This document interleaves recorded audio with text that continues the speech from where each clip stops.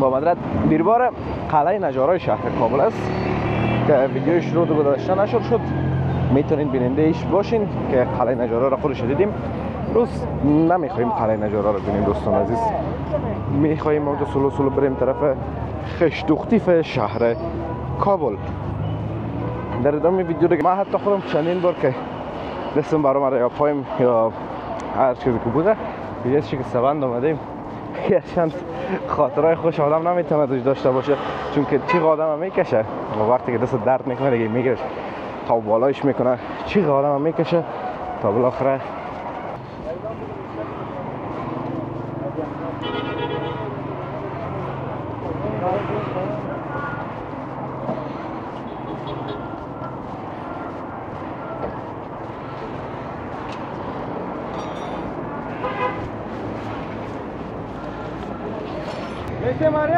سلام و درود مسار شما عزیزان، انشالله که خوب صحتمند باشین دوستان عزیزم. یالا سرک باز بود، فرصت سواره که رو بگذاریم دوستان. نهایت گرمین این پاره که میبینیم با مدرد بیربار قلعه نجارای شهر کابل است که ویدیوش رو گذاشته نشد شد.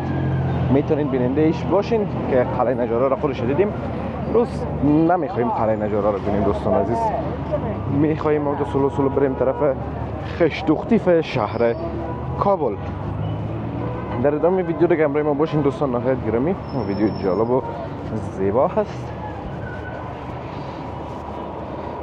طرف دوکانا رو ببینین، اجای فروشی ها هستن دوستان عزیز، یا درملتون بگویم دواخانه بگویم هر چی که مخالتان باشتان. این طرفشون دیگه شرکت های تکت فروشی و شرکت های سیاحتی هستند، قاضیوری، خلاصه دیگه دوستان عزیز هر نوع دکان است، هر نوع. برقایشان هم نیست و جنراتور روشن کردن دوستان عزیز. یک رقم شهر بازار بیربار است، یک رقم بیربار است که به کدام اندازه از شهر گرفته تا سرای شمالی و خلاصه هر چهارای 15 دقیقه تا 20 دقیقه بند، هر چهارای 15 دقیقه تا 20 دقیقه بند نفس آدم میبره تا که به مقصد میرسه. شهر کابل بی حد و اندازه بیربار زیاد شده، اما زرنج بره دوستان عزیز، سرای ازی بیخی زیاد است. اما دوستان عزیز نمی سرک اتو فرصت آدم خوشش میه خدا برسی. آشپزخانه دوستان عزیز ظروف کرایی هم هست، آشپزخانه هم هست، غذای تیار کرده نگوان تیار در غیر از بازگان اگر میخواستین خودتان تیار کنین اون ظروف کراییش. این خانه چقدر زیباست دوستان عزیز، فکر کنین مس پشت درختان دیدمش باش که ببینیم اون خانه نارنجی رو میگم براتون چقدر خانه که زیبا و مقبول بود. نمیفهم در کامera درست آمد یا نه، موقعا خانه که زیبا و بسیار آمد تو مقبولک بود.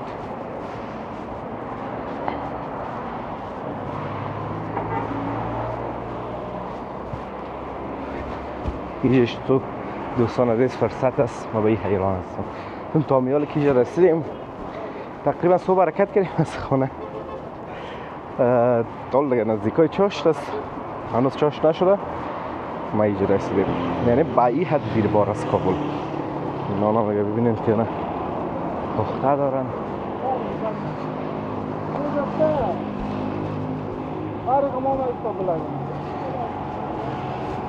طرف شکسته بندی ها دوستان عزیز و هست شکسته بندی. این طرف هست اون دوستان عزیز یک مسجد است که این مسجد همگی میشناسه، فکر نکنم کسی باشه که مسجد نشناسه، به نام مسجد حضرت علی رضی الله تعالی عنه. باز اون طرفش داخل کوچه یک شکسته بند است. او شکسته بند دیگه دوستان عزیز نظیر نداره، یعنی همگی او را میشناسه.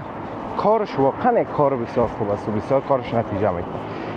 میگه من حتی خودم چندین بار که دستم برام یا پایم یا هر چیزی که بوده یه چیزی که سوند آمدیم یه چند خاطرهای خوش آدم نمیتونه دوش داشته باشه، چون که چیغ آدم هم میکشه و وقتی که دست درد میکنه دیگه میگیرش تا بالایش میکنه، چیغ آدم هم میکشه تا بالاخره سر جای میکنه و بعدا یک تخمه میگیره سر بنداش میمانه و باز دست دور میته و بعد از یک هفته فکر کنم یا 10 روز میگه میتونی که بکشیشه و دست کاملا جور میشه. یه رو ببینین گنجشکار رو ببینین، شکار آورده، شکار.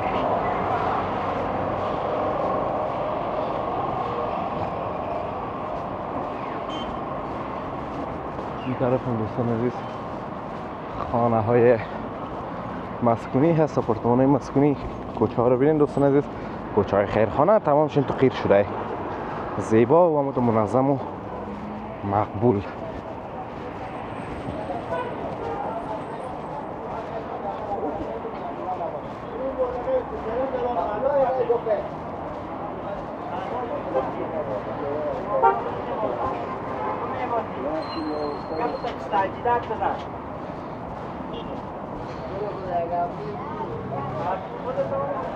اینجا دیگه بازار کچالو و پیاز و انار گرم است. اینا گندانه و پالکش هم این طرف است.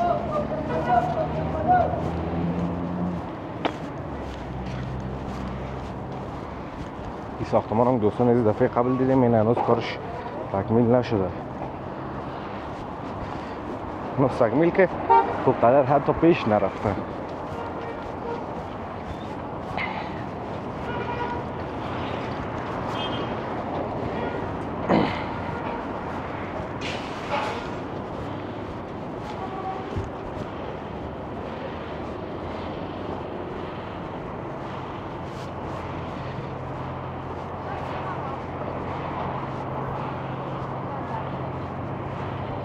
بازار بود، کرمچ و کالای ورزشی طرف از دوستان عزیز.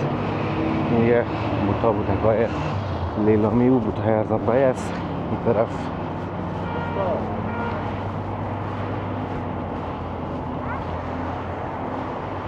و کوچه های خیرخانه دوستان عزیز بسیار پاک و زیبا زیبا هست، بسیار زیاد و واقعا لذت میبره از بودن در این بخشا.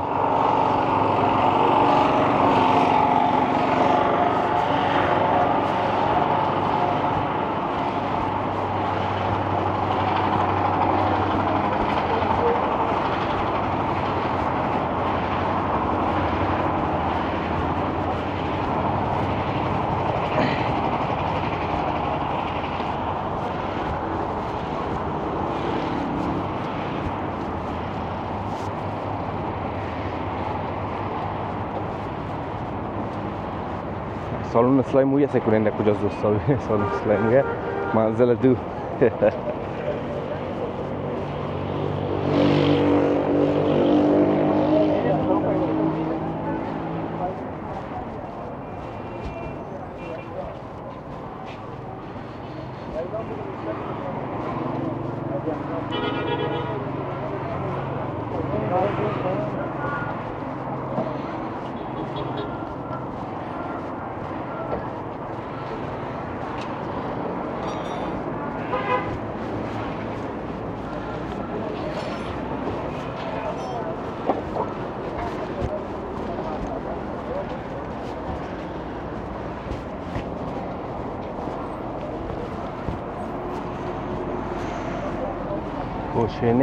کوچه نو ببخشید دوستان، کوچه نو گذر 4 حصه 2 ناحیه 11. الان دوستان عزیز زبان آدم یک قسم خلولگک میشه دیگه، شما با بزرگیتون ببخشین. دوستان عزیز ویدیوی لیسی مریم همچنان نشر شده، میتونین برین پایین نمی لاست ویدیو بیننده باشین. دیگه لیسی مریم هم یک بازار بسیار بزرگ و زیبای شهر کابل است دوستا.